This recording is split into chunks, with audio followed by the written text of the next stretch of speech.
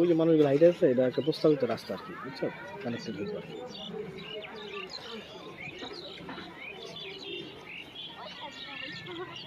বুঝছো তো, বৃষ্টির সময় তো পানি পুরো ভরা থাকে।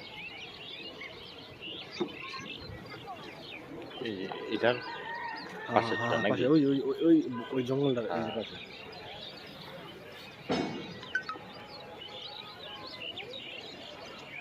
ওই জায়গায় কাছে মেন তো রাস্তাগুলো দেখাই দিচ্ছে, আর মেন তো রাস্তা।